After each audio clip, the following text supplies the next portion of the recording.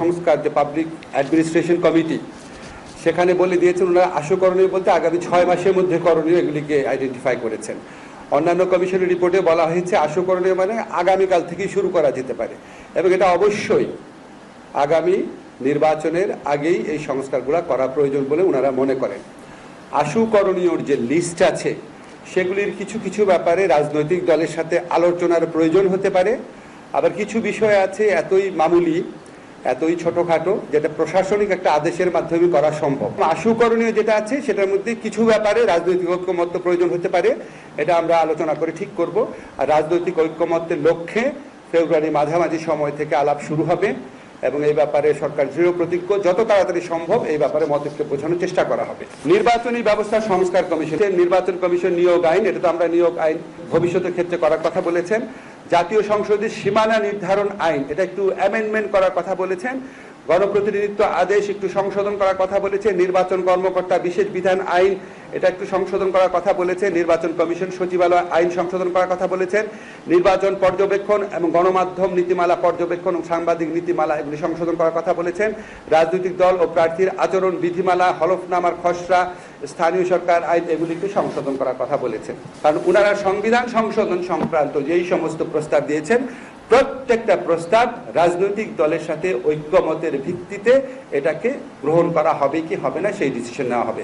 নিশ্চিত করে বলতে চাই আমাদের এই সরকারের অযথা মানে সময় ক্ষেপণ করা সরকারের থেকে থাকার বিন্দুমাত্র ইচ্ছা নাই। আমরা অবাধ সুষ্ঠু নির্বাচন নিশ্চিত করার জন্য, রাষ্ট্র মেরামতের ফান্ডামেন্টাল শর্ত পূরণ করার জন্য রাজনৈতিক ঐক্যমতের ভিত্তিতে যেই সংস্কারগুলো অতি জরুরি সেগুলি করার সাথে সাথে নির্বাচন প্রক্রিয়ার মাধ্যমে আমরা চলে যেতে চাই। এটা নিয়ে কোনো রকম দ্বিধাদ্বন্দ্বের অবকাশ নেই। Chief Advisors, Press Secretary Shafiqul Alam and Deputy Press Secretary Azad Mujumdar were also present at the briefing. The full reports of the 6 reform commissions already submitted to the Chief Advisor have been published on the website of Cabinet Division, cabinet.government.bd today. On August 8 last year, an interim government was formed after Sheikh Hasina was ousted by the students' mass uprising and fled to India.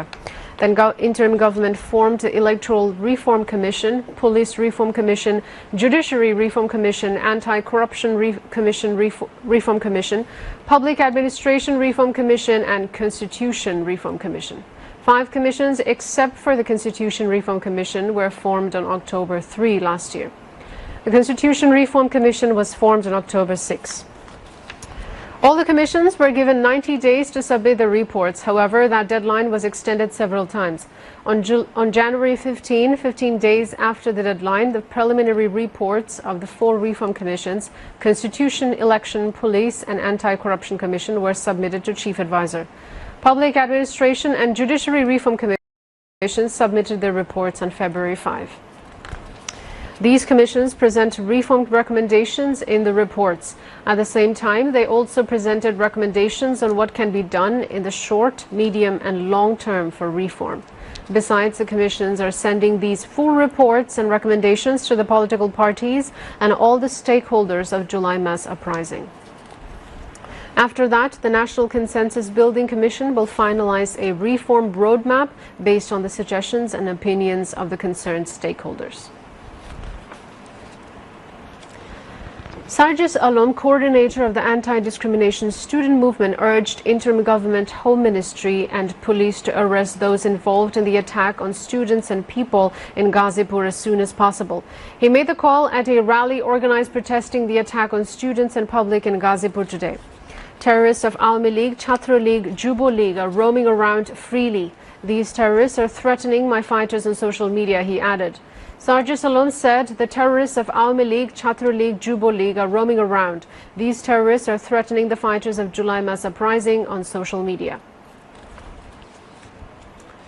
Those who were involved in the attacks on students in Ghazipur will be brought to book, said Home Advisor Lieutenant General retired Mohammad Jahangir Alam Chaudhary. He said this replying to queries from journalists after visiting the injured at Dhaka Medical College Hospital in the morning today. The Home Advisor said of the injured, 5 are undergoing treatment at the Dhaka Medical and the condition of one of them is serious. He is in the intensive care unit. Earlier, Jahangir Alam Chaudhary visited the injured students and inquired about their treatment. Meanwhile, convener of the anti-discrimination student movement, Hasnat Abdullah, and central coordinator Sarjis Alom went to Shahid Tajuddin Ahmed Medical College Hospital last night to see the injured students. They went there at around 3 a.m. last night and inquired about the health and treatment of the injured students.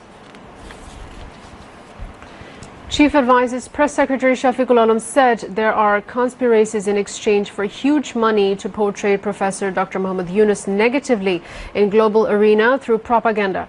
Indian media is playing a major role in this regard. He said this at the publication ceremony of the graffiti by GM Rajib Hussain over the mass uprising in 2024. The function was organized at the Jatiya Press Club today. BNP's Senior Joint Secretary General Ruhul Kabir Rizvi joined the event as chief guest. Shamilito Peshajibi Porishad Secretary General Kader Gonib Chaudhary and Executive Editor of Doinik Amar Desh, Syed Abdul Ahmed, spoke among others. Ruhul Kabir Rizvi said conspiracies are underway, but the failure of the interim government led by Professor Muhammad Yunus has to be checked. Meanwhile, Chief Advisor's Press Secretary Shafiqul Alam said all have to be quiet during the ongoing situation of the country. All have to remain united so that the fascist government cannot come back, he added. BNP will convene meeting and rallies in the districts from February 11 to next 10 days, centering country's current political situation. BNP Senior Joint Secretary General Advocate Ruhul Kabir Rizvi informed that some programs will take place later in the divisional towns and metropolis. He stated this at an emergency press conference at Noyapolton's central office of BNP this afternoon. Fascist Sheikh Hasina is hatching conspiracy every day staying in India, Rizvi told the newsman, adding that Awami League terrorists is continuing terrorism across the country. The fascists would raise their head again if these terrorists are not arrested immediately, he added. Bangladesh Jamaat-e-Islami Naib Amir and former lawmaker Professor Mujibur Rahman has said the election should be held as per the people's wishes after completing reformations as soon as possible to remove the mess left by the falling fascist. He came up with an observation today while addressing the Education Shibir Council as the chief guest. The council was attended by the ward presidents and secretaries of the Dhaka South City Unit Jamaat. Dhaka South City Jamaat organized the council at Diploma Engineers Institute in the capital. Dhaka South City Jamaat Amir Nurul Islam Bulbul presided over the council, while its secretary Dr. Shafiqul Islam Masood spoke. Speakers emphasized that everyone should work together to create a Bangladesh free from terrorism, corruption and discrimination so that the former dictatorship can never return.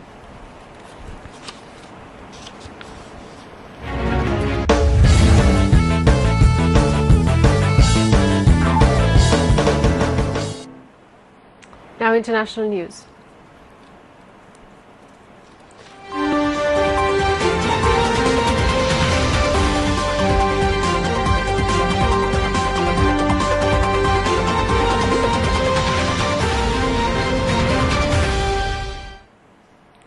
A total of 183 Palestinians have been released from Israeli prisons and 3 Israeli captives have been freed in Gaza in the 5th swap as part of a ceasefire deal between Israel and Hamas.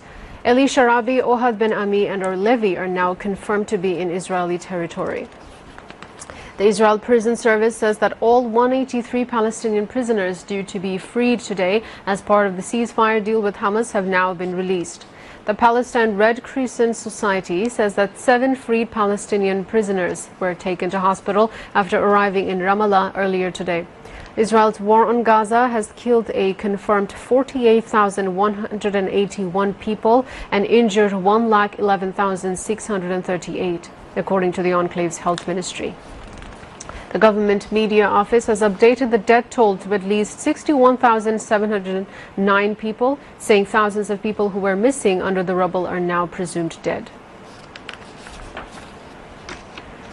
The United States has announced the approval of the sale of more than $7.4 billion in bombs, missiles and related equipment to Israel, which has used American-made weapons to devastating effect during the war in Gaza.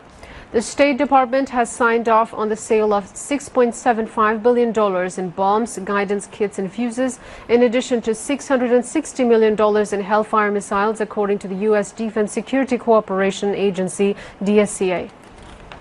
The proposed sale of the bombs improves Israel's capability to meet current and future threats, strengthen its homeland defense, and serves as a deterrent to regional threats, the DSCA said in a statement.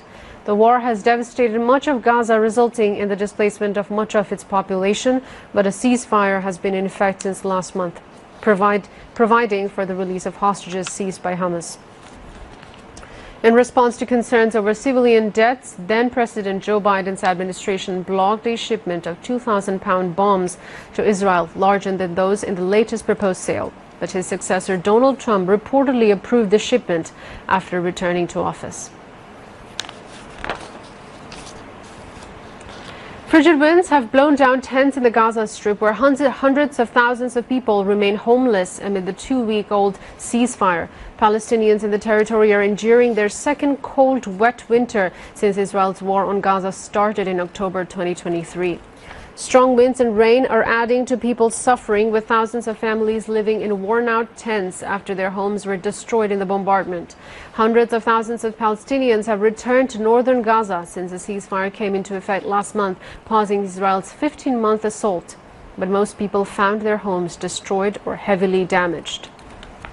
Families have since struggled to find shelter amid mounds of debris and destruction across the besieged enclave. Authorities are pleading for temporary shelters to be allowed in, calling it the most pressing humanitarian need. Omar Ekushe Book Fair entered its 8th day today, drawing a large number of visitors. New books are coming every day at the fair. A total of 550 new books have already arrived at the fair. Readers are showing books written by new authors besides popular writers. This year's publishers and organizers have embraced creativity, turning stalls into visual narratives that complement the literary treasures within. Beyond its visual appeal, the book fair remains a vital platform for intellectual exchange, connecting writers, publishers, and readers throughout the month. Visitors can visit the fair from 3 p.m. to 9 p.m. on regular days. On holidays, it will remain open from 11 a.m. The 12th convocation of Daffodil International University was held at Shadinata Conference Center of University at Birulia today. Primary and Mass Education Advisor Professor Dr. Bidhan Ranjan Roy Poddar presided over the program on behalf of the Chancellor of the University, President Mohammad Shahabuddin. Primary and Mass Education Advisor urged the new graduates to contribute in building a developed and prosperous Bangladesh by using the acquired knowledge for the welfare of country and the people. Former Lebanese Prime Minister Professor Dr. Hassan Diab delivered the convocation speech as the convocation speaker.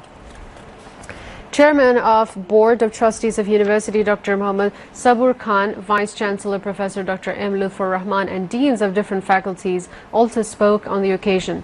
A total of 3,951 graduates of the university were awarded degrees at the convocation. The advisor handed over gold medals in different categories, including Chancellor, Chairman, and Vice Chancellor, to 12 graduates for their outstanding achievement. Now, weather.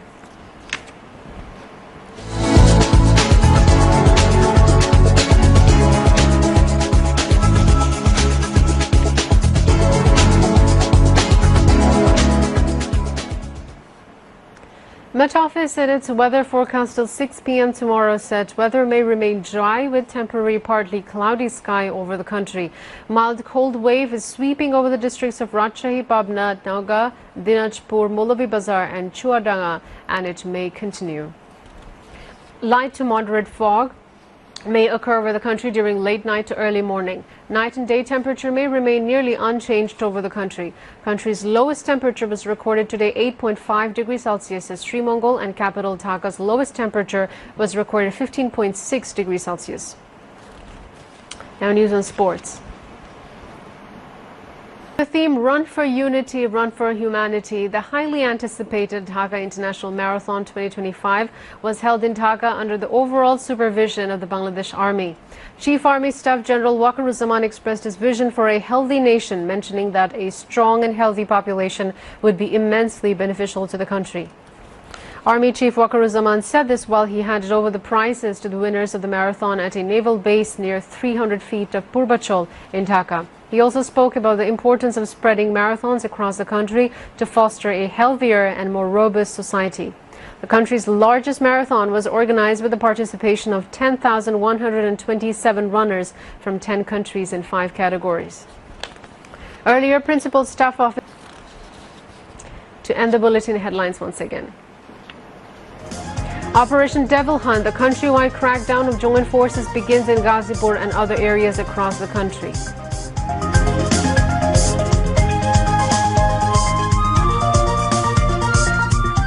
Full reports of 6 reform commissions published on Cabinet Division website.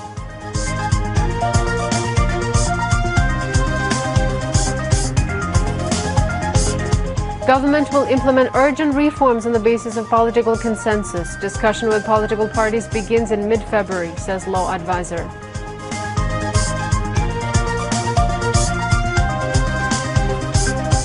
None will be spared involved in attack on students in Ghazipur, says home advisor while visiting victims at Dhaka Medical College.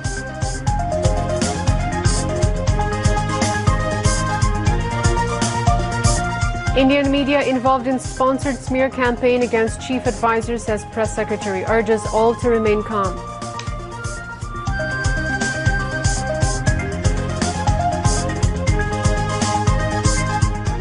BNP will not let interim government fail. It will cooperate, even criticizing government action, says Rul Kabir Rizvi.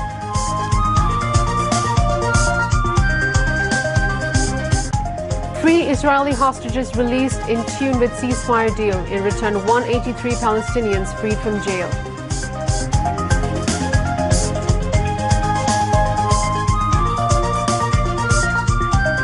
And in Purvachal, Dhaka International Marathon 2025 held with the theme Run for Unity, Run for Humanity.